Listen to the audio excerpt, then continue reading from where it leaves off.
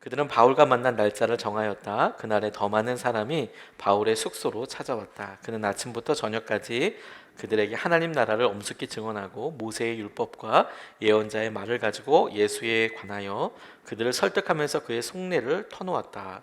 더러는 그의 말을 받아들였으나 더러는 믿지 않았다.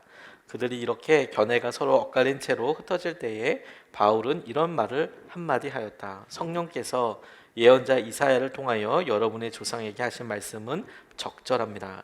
곧 이런 말씀입니다. 이 백성에게 가서 말하여라.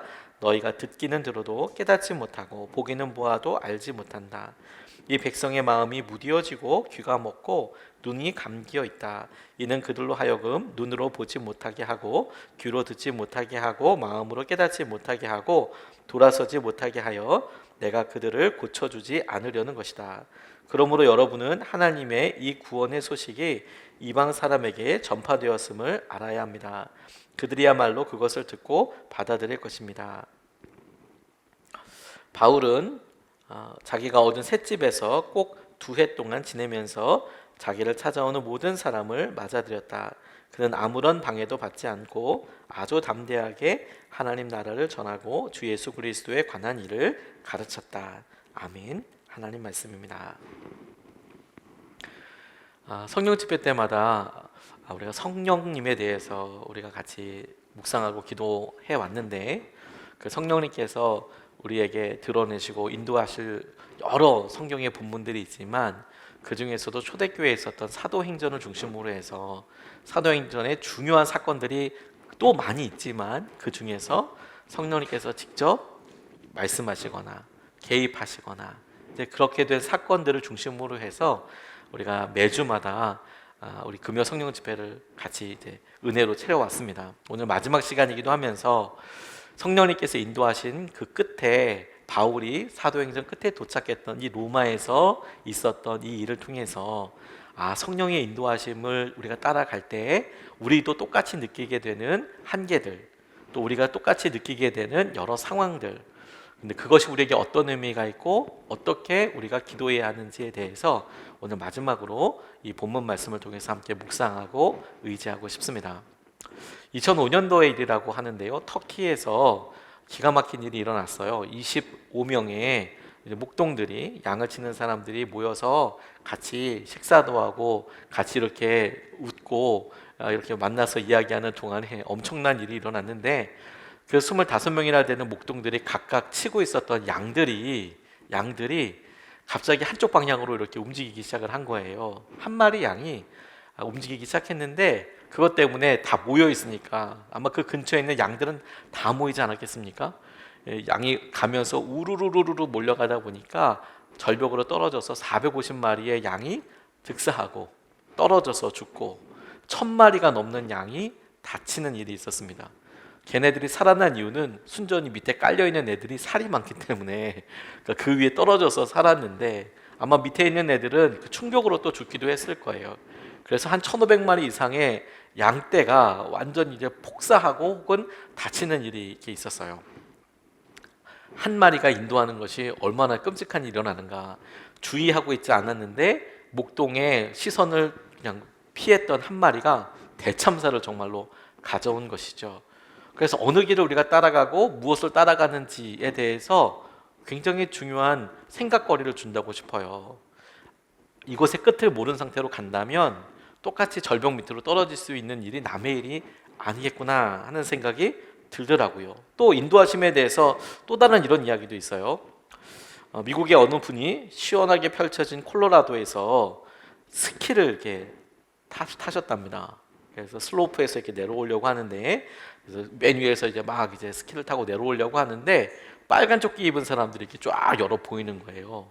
그러니까 하얀 눈밭에 빨간 조끼 정말 잘 보일 거 아니에요.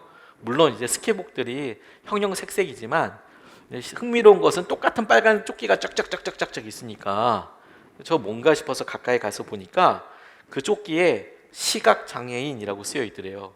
시각장애인. 시각장애인들이 지금 스키 타러 온 거예요.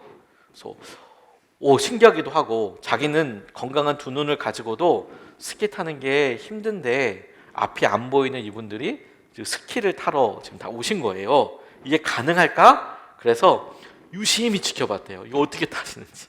이분들 진짜 시각 장애인들인데 이 슬로프를, 이 경사 비탈면을 스키를 타고 내려오는데 앞이 안 보이는데 순간에도 이게 스피드가 있지 않습니까? 그러니까 사고가 날 것 같아서 어떻게 가능할까 유심히 보는데 놀랍도록 간단하더라는 거예요. 그들 각자 앞뒤로 인도자가 있는데, 도우미가 있는데, 그 인도자들이 음악 소리를 내면서 앞서간대요. 그러니까 앞에서 음악 소리를 내면서 막 이제 스피커 틀어놓고 이렇게 가면 그 뒤에 사람이, 시각장애인이 따라가고, 그 뒤에 또 다른 인도자가 왼쪽 오른쪽 천천히, 자 속도 줄이고 멈춰요 멈춰요, 왼쪽 왼쪽 왼쪽, 이렇게 이야기하면서 셋이 한 세트로 그 슬로프를 이렇게 내려가더라는 거예요. 그리고 진짜로 스키를 타더라는 거예요. 이 속도가, 제가 스키가 얼마나 나는지 잘 모르겠습니다. 선수들이 내려오는 거랑 비교할 수는 없을 것 같아서 일반적인 사람들이 이렇게 탈 때 봐도 그게 그냥 마주 천천히는 아닐 것 같거든요. 그런데 앞에 안 보이는 사람이 앞에 있는 사람과 부딪히는 것도 두려울 거고, 갑자기 생기는 얼음 혹은 여러 예측할 수 없는 일 때문에 위험할 수도 있는데, 그런데도 그걸 즐기면서 이렇게 타는 것을 보면서, 아, 시각이 없어도 스키 탈 수 있구나, 빨리 내려갈 수 있구나, 어렵다고 하는 일들 얼마든지 할 수 있겠구나, 그것에 대해서 인도하심을 또 살펴보게 돼요. 다 보이지 않아도 우리를 인도하시는 분이 명확하면, 그러면 그분과 함께 바로 앞에서, 그리고 바로 옆에서 우리가 원하는 곳으로 갈 수도 있고, 우리가 원하는 것을 할 수도 있고, 심지어 스키같이 일반적인 사람들도 주의해야 하는 일들까지도 시도해 볼 수 있다. 얼마든지 가능하다. 그게 굉장히 우리에게 중요하다고 싶어요. 주님께서 우리에게 성령으로 인도를 하시지요. 그리고 성령의 인도하심은 하루 이틀이 아니고 계속해서 우리를 인도해 가시지요. 그런데 우리의 상황은 계속해서 어렵습니다. 그래서 어디로 가야 할지, 심지어 계속 똑같이 주님의 길을 따라온다고 하더라도 어느 순간에 갑자기 형광등불이 딱 꺼진 것처럼 이젠 어떻게 해야 하지? 똑같이 만났던 상황에서 배우자가 변하지 않는 것 같고, 자녀들과 역시 변하지 않는 것 같고, 재정적인 상황에 있어서 조금 더 나아지지 않는데, 지난주까지, 한 달 전까지만 해도 믿음으로 그것을 바라보고 고백해 왔다가 정말 한순간에 형광등이 팍 꺼지듯이 이제는 어떻게 해야 될까? 이런 순간에 성령님의 인도하심과 우리가 어떻게 해야 할지를 그냥 통으로 모르겠다라고 그 감각을 잊어버리시는 분들도 계시죠. 우리가 어렵고 힘든 것은 갑자기 일이 어렵고 힘들어진 것에 기인하는 경우보다 우리를 인도하시는 성령님, 그 성령님과의 관계 혹은 변화된 여러 상황 때문에 주님과의 관계를 잃어버렸기 때문에 오는 결과일 경우가 더 많아요. 우리가 차에서 내비게이션을 타고 이렇게 가다 보면 터널을 지나고 혹은 산 옆을 지나갈 때 잠시 이 애가 조금 먹먹해지거나 신호를 잠시 놓치는 것이 있는 것처럼 상황이 똑같이 가는 것 같아 보이지만 성령님과의 인도하심에 있어서 우리가 잠시 지쳐야 되는 것 같고, 잠시 성령님의 인도하심을 잘 캐치를 못했어 라고 생각되는 순간들이 얼마든지 있을 수 있죠. 그것이 사건으로도 드러나기도 하고요, 정체감으로 드러나기도 하고요, 그리고 똑같은 상황에서 일어나게 되는 사소한 일들 가운데 조그마한 변화로도 일어나게 됩니다. 오늘 성령님의 인도하심에 대해서, 성령께서 우리의 연약함을 도우신다라고 이야기할 때 이 마지막 본문을 붙잡으면서, 이 본문에는 우리가 앞서 살펴왔던 대로 성령님께서 개입하셨다, 무슨 말씀하셨다 이런 표현은 없습니다. 다만 사도행전에서 몇 번의 전도여행을 떠났던 바울에게 성령님께서 너 로마로 갈 거야, 로마로 갈 거야 그렇게 말씀하셔서 진짜 이제 로마에 왔어요. 성령님께서 인도하신 데 로마에 왔습니다. 자, 그래서 왔는데 이제 사도행전에 의하면 이게 마지막인데, 자, 이 끝을, 성령님께서 인도해 오신 이 끝을, 이 상황을 지금 있는 것을 면면히 오늘 보면서 생기는 이 일을 어떻게 우리의 삶에서 적용이 될까? 왜냐하면요, 오늘 첫 번째로 바울에게 있어서 이 본문 말씀을 통해서 보여지는 일이 우리가 기대할 수 있는, 흔히 기대할 수 있는 성령의 인도하심이나 혹은 성령이 함께할 때 우리가 바라는, 간절히 바라맞이하는 일들과는 조금 거리감이 있어요. 그게 뭐냐면 23절 24절 말씀에 그들은 바울과 만날 날짜를 정하였다. 그날에 더 많은 사람이 바울의 숙소로 찾아왔다. 그는 아침부터 저녁까지 그들에게 하나님 나라를 엄숙히 증언하고 모세의 율법과 예언자의 말을 가지고 예수에 관하여 그들을 설득하면서 그의 속내를 터놓았다. 더러는 그의 말을 받아들였으나 더러는 믿지 않았다. 이렇게 이야기합니다. 제가 주목하게 된 것은 뭐냐면 성령님께서 그렇게 너 사람들한테 로마로 가게 될 거라고 말해. 너 로마로 갈 거야.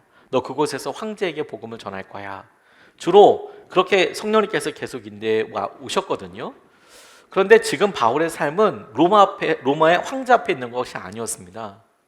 감옥처럼 여겨지는 셋집에 살고 있었고, 심지어 그가 이렇게 성령의 강력한 인도하심을 따라서 너 로마로 가게 될 거야.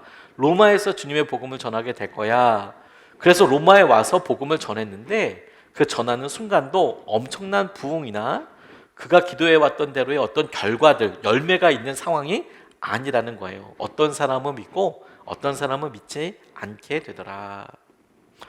우리가 성령님께서 이끌어 주셔서 그래, 내가 이것만 넘으면, 이 상황만 돌파하면 하나님께서 우리의 상황을 확 열어주실 거야.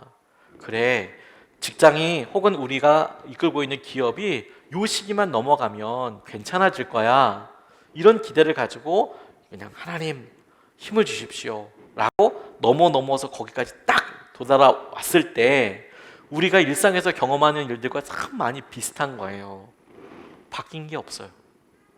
여전히 거기에 들려지는 여러 생각들을 보면 성령님께서 이렇게 일하신다고 다른 사람들이 보면 막 베드로는 전하면 막 한 3,000명씩 오고 막 그러는데 바울에게 있어서는 그런 엄청난 부흥의 역사가 있는 것도 아니고, 그가 오자마자 화려하게 황제 앞에 가가지고 막 말씀을 전하고 이렇게 되는 것도 아니고, 그저 그가 셋집에서 자기를 찾아오는 사람을 기다리며 그나마 그 사람들도 다 변화되는 게 아니고 그냥 일상에 전도하는 것처럼 똑같이 그런 일상들이 계속되었다.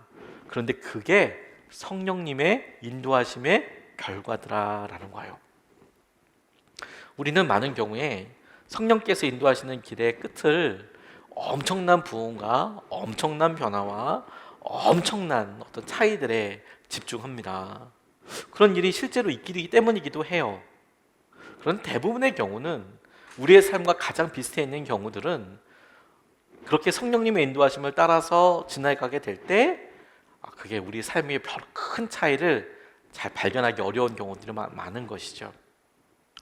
그래서 우리가 우리의 성령님의 인도하심을 따라서 가게 되는 우리의 역경, 어려움, 이 상황을 결과에만 맞춰서 생각한다면 주님 이렇게까지 넘어왔는데 이게 이렇습니까? 하나님 이것만 넘어가면 제 병이 낫고 제 상황이 이렇게 될 것 같은데 여전히 똑같습니까?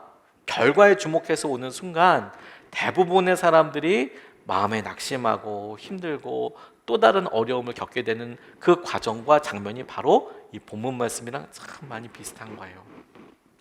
로마만 가면 뭔가 일어날 것 같은데, 우리가 코로나를 끝날 때도 똑같은 기대를 갖고 있지 않습니까? 코로나만 끝나면 뭐가 될 것 같은데, 이 상황이 좀만 넘어가서 하면 될 것 같은데, 대면 예배 드리면 될 것 같은데, 이런 생각들을 해보죠. 제가 우울하게 생각하는 게 아니고 보수적으로 생각하는 게 아니라 여태까지 경험을 보면 별반 차이는 없을 거예요. 그런 의미에서 바울에게 있었던 이 일이 결과가 또 다른 일의 과정일 뿐인 거죠. 또 다른 일의 과정일 것이죠. 그 일을 통해서 얻게 되는 또 다른 일이 시작되는 시작점인 것이죠. 그가 성령님의 인도하심을 따라서 로마까지 왔다면 로마에 도착한 이 삶은 그의 삶에 있어서 성령님의 인도하심으로 인하여 종결된 사건이 아니라 그가 이곳에서 살면서 그 일 자체로 성령님의 인도하심을 새롭게 받아야 하는, 성령님과 함께 일해야 되는 또 다른 과정이 되는 거예요. 성령님의 인도하심이 주님과 함께 한다는 의미 아니겠습니까? 오늘 일간지에 있었던 일이라고 강준민 목사님이라는 분이 쓰신 책에 인용한 글인데요. 이분이 안숙선이라고 우리나라 명창이신 분입니다. 이 명창이신 분을 인터뷰한 기사를 읽으셨는데 기자가 이 안숙선이라는 분에게 물어봤답니다. 이분이 이제 우리나라 명창, 판소리 명창으로 유명하신 분인데 소리하는 분들이 완벽한 소리를 얻었다는 뜻으로 득음을 했다 이제 많이 이야기하시잖아요.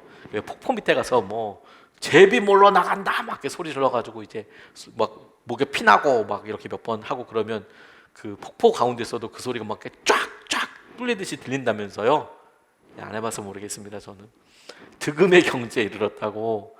안숙선 명창이 이렇게 득음을 그걸 하셨지요? 이렇게 물어보는데 선생님께서는 득음을 하셨지요? 하셨는지요? 이렇게 물어보니까 이분이 대답하기를 소리를 배울 때 저는 득음만 중요한 게 아니라 광대로서 됨됨이를 모두 갖추어야 한다고 가르침을 받았습니다. 소리는 얻고 말고가 아니라 인생처럼 끝없이 진행형이고 과정이라는 뜻이지요. 안 쓰면 녹쓰는 게 소리라서 우리는 평생을 마라토너처럼 뛰지 않으면 안 됩니다. 소리를 조금만 게을리하면 옛 스승들은 소리 이전에 먼저 사람이 되라고 호통을 치시고는 했습니다. 이렇게 대답한 내용을 인용을 하셨더라고요. 소리할 때 어떤 실력이 되기 위해서 폭포 밑에서 제비를 엄청 몰아서 제비 불러 나간다 막 이렇게 소리를 질러서 그 득음의 경지, 폭포 소리조차 그런 잡음에서도 명확하게 들리는 그런 소리, 그런 것을 얻었다고 하더라도 정작은 그게 소리를 또 안 쓰면 또 없어지기도 하고 과정일 뿐이기도 하고 평생 갈고 닦아야 할 마라톤이 시작된 거다. 이런 이야기 이렇게 써놓으셨는데 저 진짜 공감이 많이 되더라고요. 믿음으로 성령님께서 우리가 인도하시는 것대로 우리가 어떤 상황에 이르게 되었고 그리고 어떤 사건과 마주하게 되었고 그 사건을 능히 넘을 수 있는 믿음을 우리가 갖게 되었고 그 믿음으로 인하여서 감사를 하게 되었고 이런 여러 상황이 있을 때에 또 한 번 우리가 되새기고 기억해야 할 것은 이게 과정이라는 거예요. 이게 결과가 아니라 이게 과정이라는 거예요. 어느 목사님이 본인이 오래 이제 돌아가셨지만 감리교 목사님 한 분이 이북치신이셨답니다. 중학교 다닐 때 자기보다 공부도 못하고 뭐 그랬던 친구가 있었는데 자기보다 엄청 공부도 못하고 근데 연애를 해서 계속 이제 당시에 여학생들 쫓아다니면서 이제 계속 이렇게 하기도 하고 그리고 자꾸 자기한테 연애 편지를 써달라고 하는 친구가 있었대요. 편지 좀 써줘. 그래서 이렇게 줘서 이제 편지 좀 써보고 근데 중학교를 졸업하고 나서 이분은 목사님이 되셔서 시골 교회를 담임하셔서 너무너무 어려운 형편에 살게 되셨는데 이 계속 여자친구 편지 써달라고 따라다니고 그랬던 이 분은 정말 너무너무 큰 부자가 되어 있더라는 거예요. 이 목사님은 너무 힘드니까 개척교회가 너무 힘드니까 결혼 패물도 팔고 장롱까지 심지어 가구까지 다 팔았는데 이 친구는 맨날 놀기만 하고 맨날 그 여학생 따라다니면 했던 그 친구는 너무너무 잘 되는 걸 보고 서글픈 마음이 들더래요. 그래서 돌아오면서 친구 집에서 갔다 오는데 나는 하나님을 위해서 모든 것을 다 헌신했는데 내 처지는 처량하구나 이게 너무 이렇게 느껴지더랍니다. 근데 그 마음을 떨치기 위해서 찬송을 부르는데 나의 모든 보배는 저 천국에 쌓였네. 나의 평생 자랑은 주의 십자가로다. 무슨 노래인지 아시죠? 나의 모든 보배는 뭐 그 찬양을 이렇게 하면서 이제 은혜가 되는데 눈물이 그렇게 흐르더래요. 그 찬양을 하는데 은혜는 되는데 힘들다 이런 생각이 들더랍니다. 그런데 세월이 좀 지나고 이북에 공산 정권이 서게 되니까 이분이 이제 월남을 하신 거예요. 그리고 월남을 하다 보니까 밑에는 이제 사람들이 많이 모이는데 또 목회자들이 많이 없으니 그러니까 어떻게 하다 보니까 이제 교회 제법 규모가 있는 교회 담임 목사가 이제 되어서 이렇게 사역을 하고 있죠. 근데 어느 날 그 부자였던 친구가 거지가 되어서 찾아온 거예요. 부자였던 친구가 어떻게 되느냐고 했더니 공산 정권이 이렇게 들어오면서 이북에 들어서면서 이게 피난 가야지 이렇게 하면서도 때를 놓쳐서 이렇게 어려움을 당했다는 거예요. 피난 가야지. 근데 이거 뭐 팔리지가 않지 않습니까? 갖고 있는 게 있으니까. 그러니까 결국엔 때를 놓치고 나서 다 잃어버리고 가족도 없이 혼자서 빈몸으로 월남을 해서 너무너무 어려운 시기를 살고 있다. 근데 자기보다 더 힘든 사람들은 그나마 자기는 피난 왔는데 그거 못 버리고 여전히 고향 땅에 남아있는 애들은 정말 고생하고 있다. 걔네들은 지주다 막 이래가지고 엄청 고생스럽고 아파하고 있더라. 근데 그걸 보고 나서 이 목사님이 나중에 이렇게 생각하셨대요. 자기는 미리미리 다 팔아먹고 아무것도 가진 게 없으니까 월남할 때 너무너무 편했대요.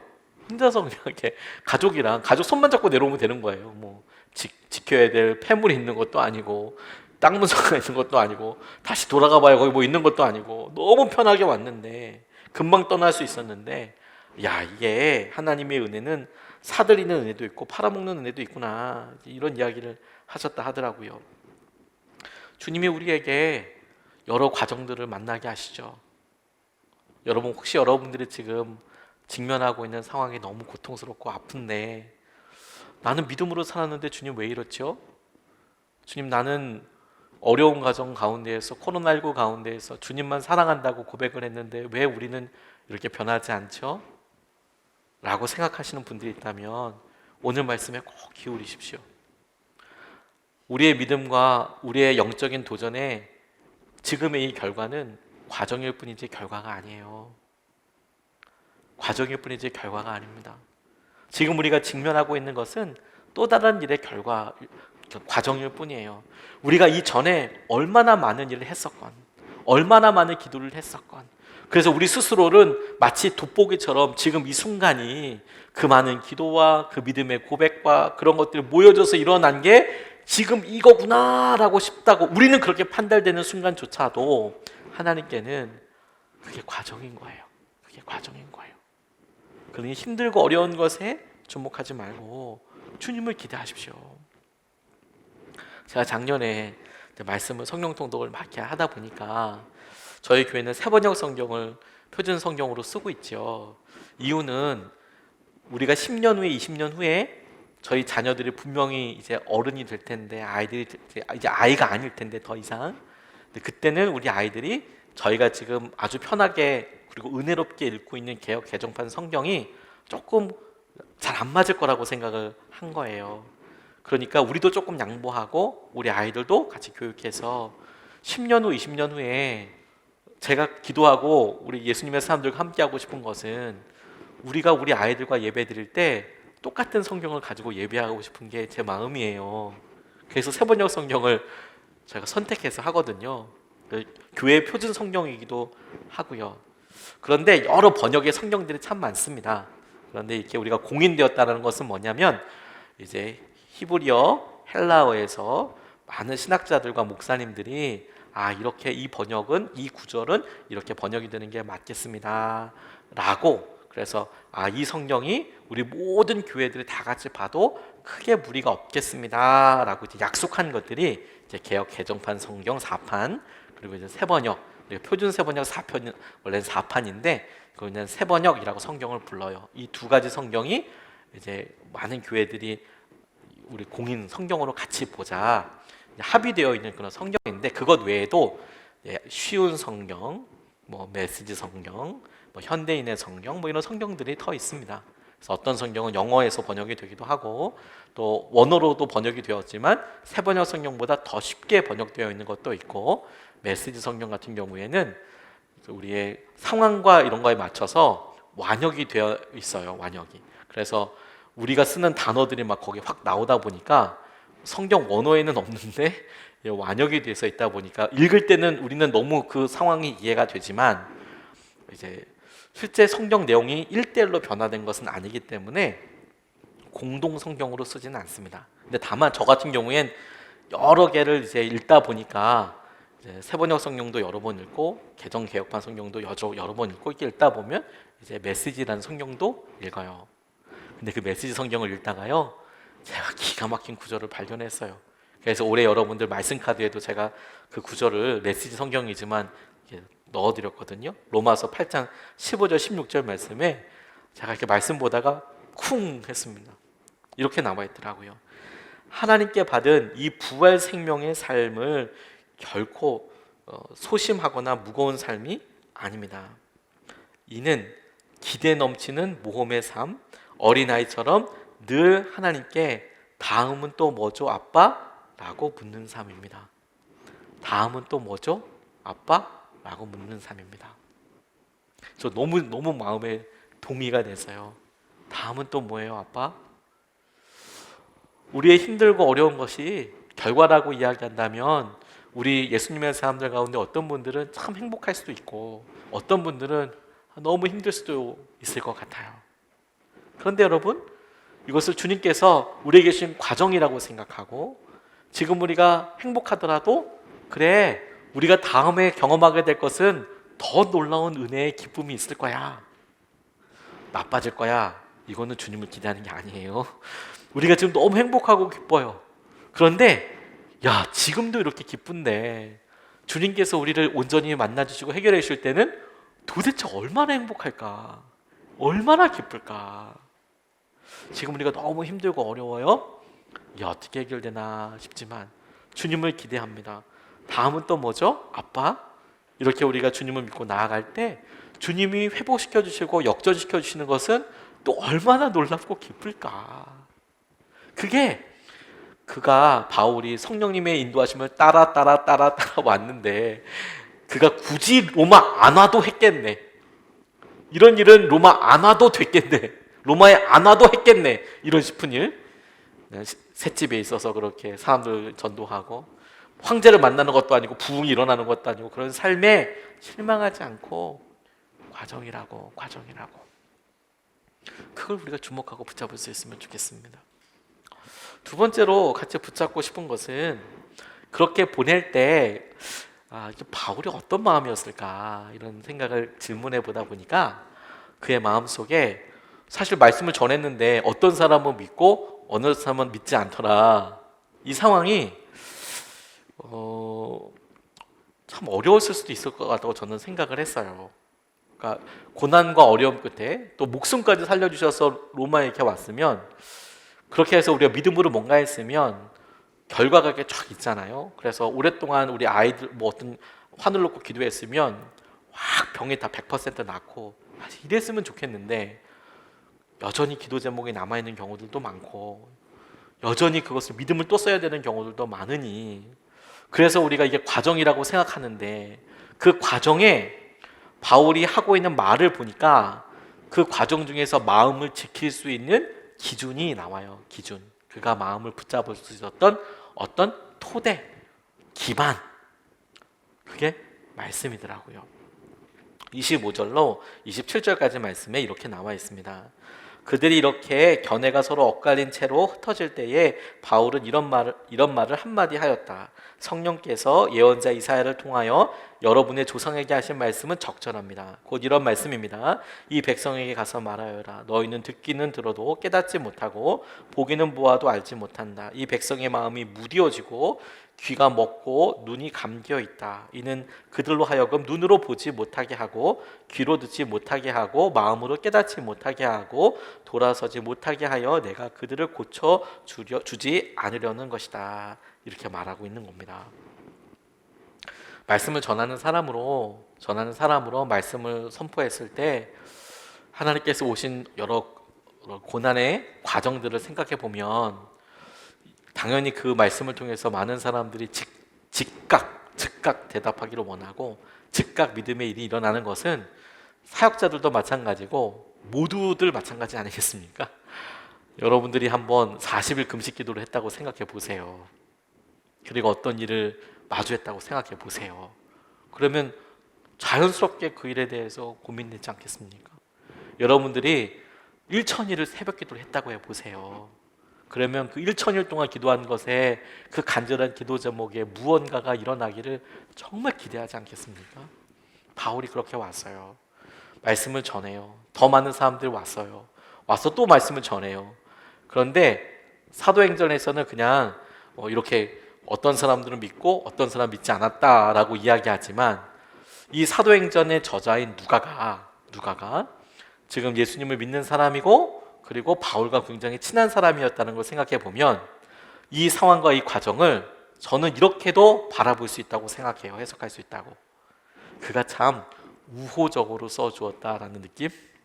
그러니까 어떤 객관적으로 팩트를 딱 적어놓은 게 아니라 우호적으로 우호적으로 더 많은 사람들이 왔는데 어떤 사람은 믿고 어떤 사람은 믿지 않았다라는 것을 굳이 한 명도 안 믿었어.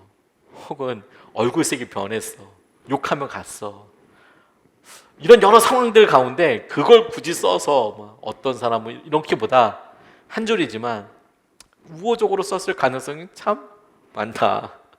그런 의미로 보면 이 상황이 이렇게까지 가가지고 로마에서 전하는데 엄청난 부흥도 아니고 이런 것들이 사실 좀 절망적인 상황처럼 여겨질 수도 있겠다 이런 생각이 제게는 들었습니다.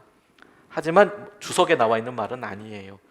누가를 생각해 봤을 때 바울을 생각해 보고 바울에서 표현한 말을 미루어 짐작해 봤을 때 이제 그렇게 하셨을 거다라는 생각이 들어요.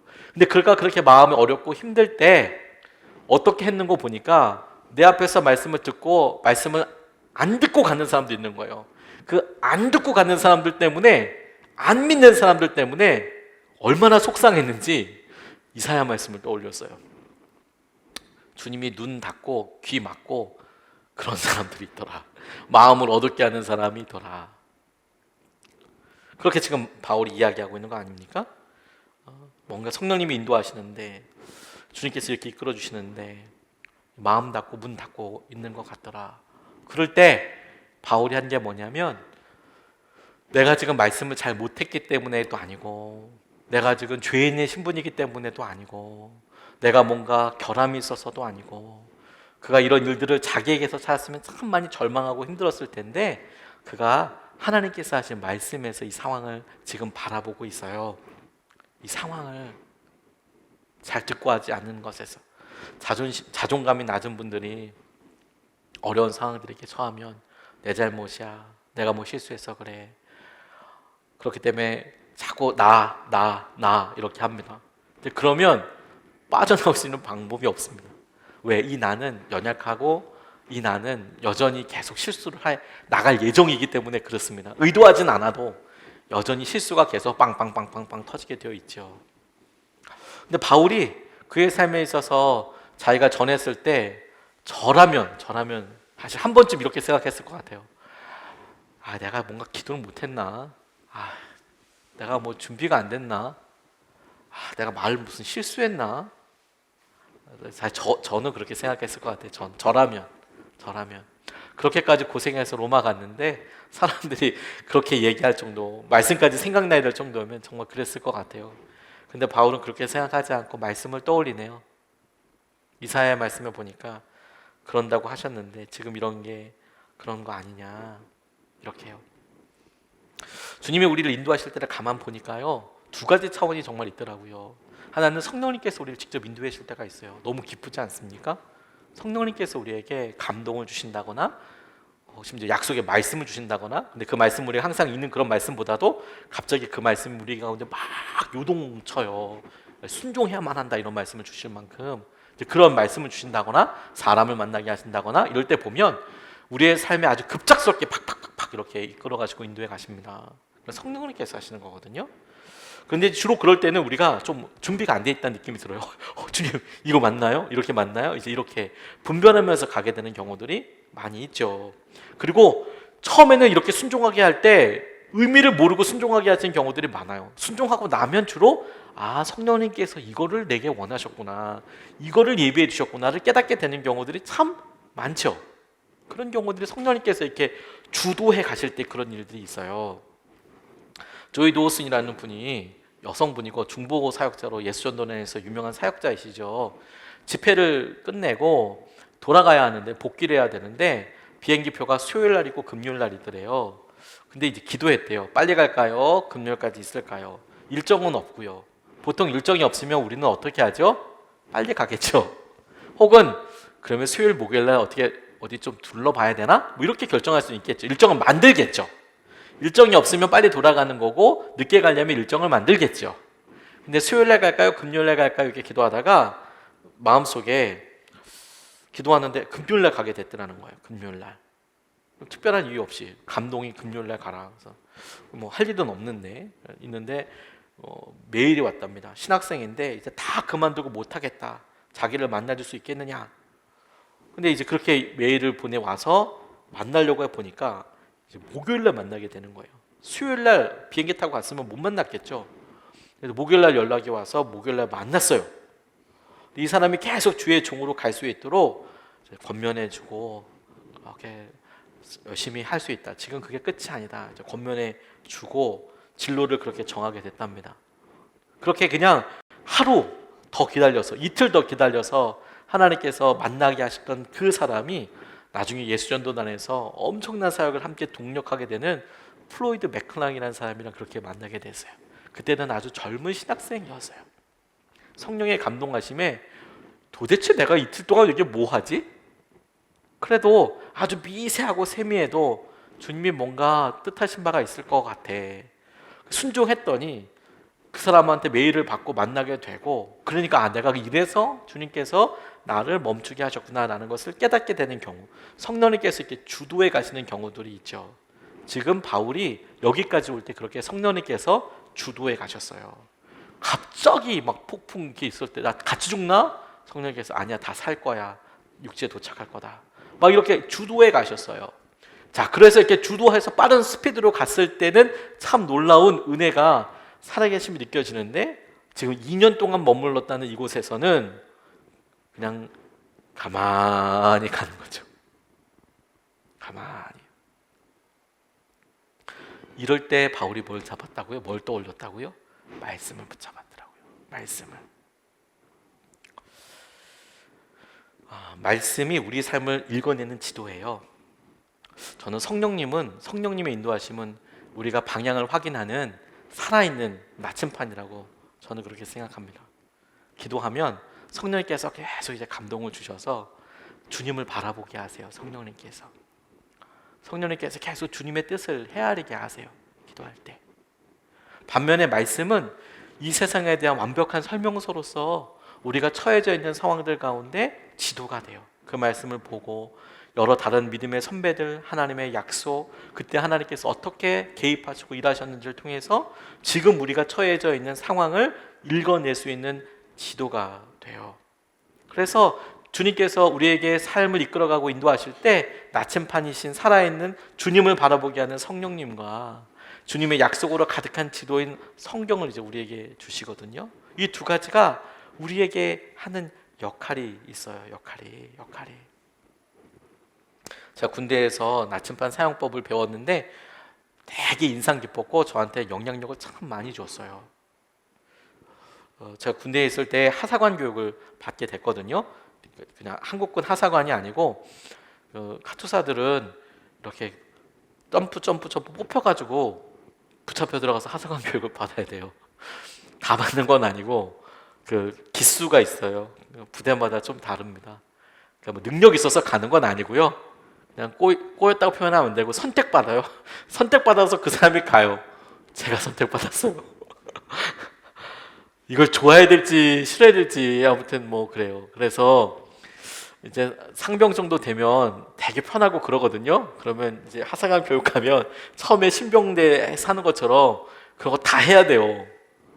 그래서 어렵다고 생각하는 사람들이 조금 더 많아요. 굳이 갈 필요가 없으니까 그냥 군생활 무탈하게 가기를 원하는데 뽑혀가는 수가 있어요.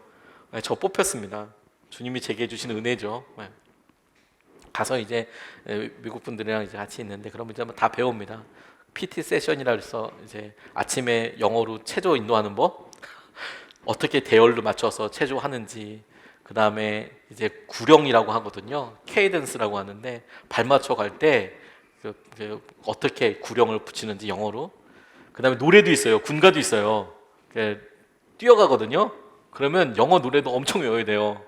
그래서 영어 노래를 이렇게 같이 하면서 이제 미군들이랑 같이 뛰어가요. 막 하면서 이렇게 막 갑니다. 근데 그 중에 하나가 이제 독도법이라고 이제 도장 찍어가지고 오는 게 있거든요. 지도 보고. 그래서 지도 사용법도 보고, 그리고 지도를 어떻게 읽는지, 등고선의 간격과 뭐 이런 것도 다 배우고, 나침판도 어떻게 보는지 이제 비로소 배워요. 근데 제가 그때 나침판을 보고 나침반이 방향을 알려주는 거라고 생각을 했는데 방향을 알려준다고 생각하는 건 아주 나침반을 안 써본 사람이라는 것을 그때 배웠어요. 나침반으로 하는 일은 방향을 아는 게 아니더라고요. 무슨 소리냐? 나침반이 방향을 아는 거지. 예, 방향을 아는 거는 맞아요. 근데 나침반으로 방향만 알게 되는 게 아니에요. 지도를 펼쳐두고 나침반으로 주위에 있는 산을 띡 봐요. 그 다음에 그 산을 지도에서 찾아요. 그 다음에 나침반으로 그 각도를 딱 재요.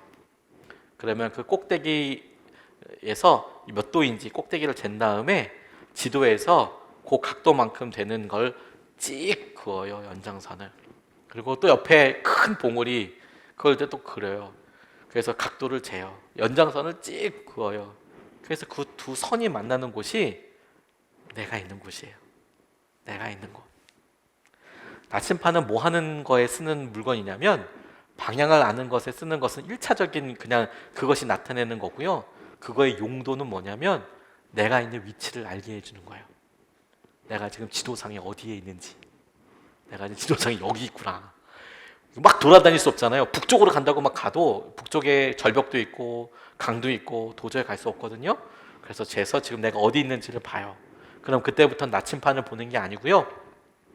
지도를 봐요. 지도를 보면 지도에 다양한 정보들이 있거든요. 등고선이 넓으면 이게 경사가 완만하다는 거예요. 등고선이 막 겹쳐 있으면 10m짜리 막 이런 게 한 3개씩 4개씩 겹쳐 있으면 한 40m, 50m 되는 절벽이란 얘기예요.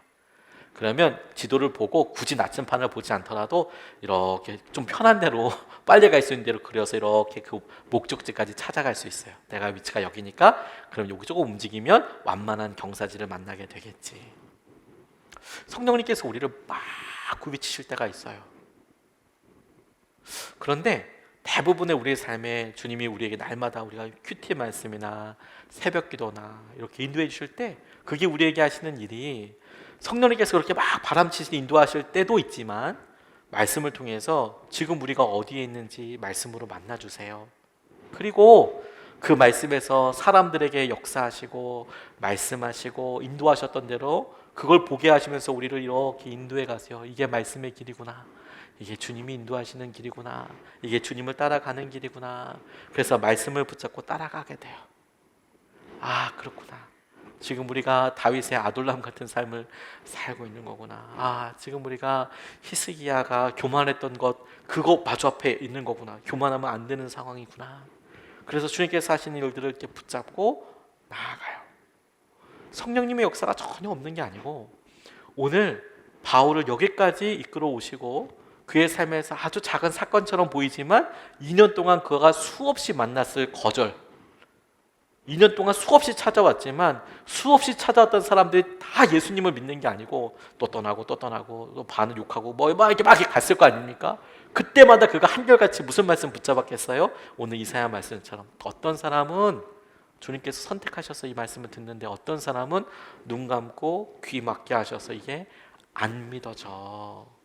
그게 그에게 그의 정체성과 그의 사역과 그의 일상과 하루를 흔들리지 아니하는 반석 위에 두게 되는 능력이었다는 거예요. 말씀을 붙잡고 사는 거예요. 말씀을 붙잡고 사는 거예요. 그게 성령님의 인도하심이에요. 그게 성령님의 인도하심. 성령님께 우리 같이 물어요. 그리고 성경에서 우리 확인해요. 다시 우리 성령님께 물어요. 그리고 우리 성경에서 확인해요. 어떻게 하시는지, 어떻게 보시는지, 어떻게 인도하시는지. 그래서 어떤 때는 성령님께서 자 이렇게 해라, 순종해라, 아멘 주님 이렇게 하지만 그런 모든 일들 다시 성경에서 확인하죠. 우리가 지금 어디에 있습니까? 어느 세대를 살고 있습니까? 어디쯤에서 어떻게 나아가야겠습니까? 주님께서 우리를 통하여 우리가 생각지도 못했던 은혜의 첩경을 넘어서게 해주실 거예요. 그게 바울 가운데 우리가 발견하게 되는 두 번째 믿음의 도전이라는 생각을 하게 됐습니다. 마지막으로 저와 여러분들 붙잡고 같이 기도하고 싶은 것은 단어 하나인데요. 그의 형편을 딱 표현하고 있는 셋집 집이라는 표현이에요. 그래서 오늘 제가 말씀 제목을 정할 때도 성령께서 임하시는 새 집이라고 이제 지어봤는데요. 30절 말씀을 보면 31절까지 말씀에 바울은 자기가 얻은 새 집에서 꼭 2해 동안 지내면서 자기를 찾아오는 모든 사람을 맞아들였다. 그는 아무런 방해도 받지 않고 아주 담대하게 하나님 나라를 전하고 주 예수 그리스도에 관한 일들을 가르쳤다. 이렇게 나옵니다. 새 집은 새를 얻어서 얻은 집이죠. 이런 표현이 조금 그렇긴 하지만 저는 한 번도 제 소유의 저의 집에서 살아본 적은 없습니다. 집 가지면 좋나요, 여러분? 어떠세요? 집 많으면 저도 하나 좀 줘보세요. 저는 제 집에서 살아본 적이 단 한 번도 없습니다. 목사님 사택 있잖아요, 이렇게 얘기하지만 사택이 또 제 집은 아니잖아요. 그래서 벽에다 뭐 많이 안 달고 살아요. 달 수도 없고요. 저희 집에 시계도 달려있지 않습니다. 시계도 동그라니까 돌아다녀요. 굴러다녀요. 벽에다 붙여놓지 않으니까. 제 집이 아니니까요. 지난번에 저희가 작년에 사택을 이사했는데요. 교회에서 이제 가까운 곳에서 저희가 살고 있는데 집주인이 살던 집에 들어갔어요. 저희 바로 앞에가 집주인이 살던 집이었어요. 못자국이 정말 많더라고요. 저희는 그동안 살면서 못 거의 안 벗고 살았는데 못자국이 필요한 데는 막 7개도 있는 거예요. 여기다 도대체 뭘 박았지? 한 번 박고 실패해서 다시 박았나?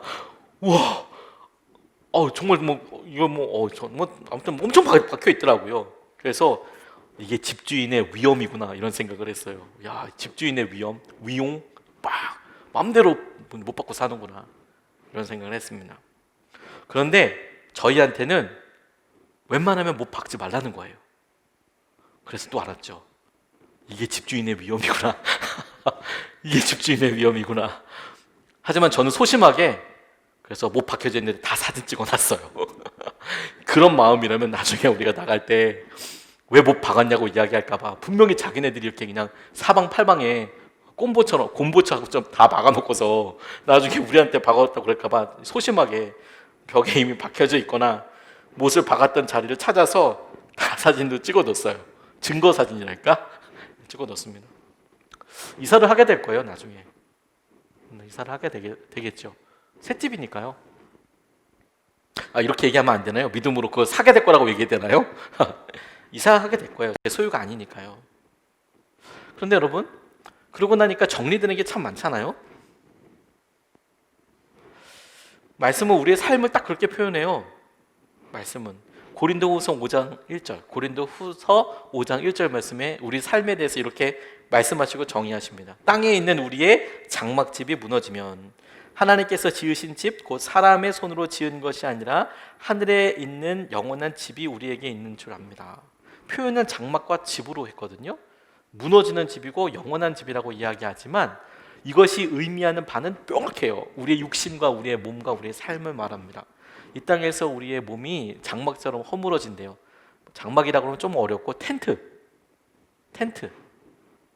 텐트처럼 이렇게 허물어지죠. 그러면 영원한 우리의 집, 하나님 나라에서 영원히 살게 될 우리의 새로운 몸, 삶, 그것이 우리에게 있습니다. 그게 주님이 성경에 명확하게 우리에게 말씀하신 거예요. 이 땅을 사는 우리 모두는 장막집에서 살고 있습니다. 텐트입니다. 요즘 선전하는 원터치 텐트일 수도 있습니다. 한 방 꼭 누르면 파바바박 접혀질 수도 있을 거예요. 어떤 사람은 꽤 좋은 재료를 써서 힘을 많이 들여서 의리번쩍하게 텐트를 지었을 수도 있겠지만 그래도 텐트입니다. 사라지고 없어지고 무너지고 접어야 되고 이동해야 되는 텐트입니다. 로마에 와서 그가 살던 집을 그가 셋집이라고 표현하는 것이, 저는 이 사도행전이 맨 마지막에 이제 딱 이렇게 끝나면서 셋집, 그 표현에서 그가 이곳에서 다시 떠나야 할 곳이고 또 다른 인도하심이 있기 전에 자신에게 맡겨진 일을 다 하는 장소, 다 하는 시간이라고 이렇게 읽었어요, 성경을. 사도행전에서 셋집이라고 표현하고 있는 것을 또 다른 사명, 또 다른 시작, 또 다른 도전을 위해서 지금 여기서 최선을 다하여 내게 주어진 일을 하는 장소, 시간, 기간, 과정, 이렇게 읽었습니다. 그러니 여러분 자꾸 셋집에 집착하지 마십시오. 자꾸 이 세상의 일에 집착하지 마십시오. 그거 다 여러분 거 아닙니다. 영원한 하나님 나라의 집을 바라보세요. 영원할 것 같지만 이 세상에는 건 영원하지 않습니다. 정말 영원한 하나님의 것을 바라보세요. 그것만 남습니다. 그것만 남습니다. 아무것도 남지 않습니다. 코로나로 인해서 참 아이러니한 것은 죽음이 엄청 우리 가운데 가까이 왔거든요. 그래서 실제로 통계를 보면 코로나로 인해서 몇 명이 안타깝게 목숨을 잃었다는 이야기가 많이 나오죠. 근데 우리 실상에서는 이게 거꾸로 느껴지는 거예요. 그게 무슨 말이냐면 코로나로 인해서 죄송합니다만 이 표현에 오해가 없었으면 좋겠습니다만 실제로 우리 주위에서 코로나로 죽은 사람이 없는 것처럼 여겨지는 거예요. 혹시 있으신 분들은 정말 죄송합니다만 그러니까 죽음이 코로나로 인해서 확 가까이 왔는데 우리 삶은 오히려 과학이나 이런 것들 통해서 마치 이것은 많이 멀리 있는 것처럼 이렇게 쭉 쳐내서 이제 이렇게 생각을 하도록 이렇게 해요. 그래서 우리의 마음에 여러 공고함이나 이런 일들을 엄한 데서 찾게 합니다. 엄한 데서 찾게 합니다. 이거 사단이 주는 혼란이라고 싶어요. 납작 엎드려서 우리가 얼마나 어리석고 얼마나 연약한지를 봐야 하거든요. 마주해야 하거든요. 우리가 할 수 있는 것이 아무것도 없어요. 셋집이라니까요. 셋집.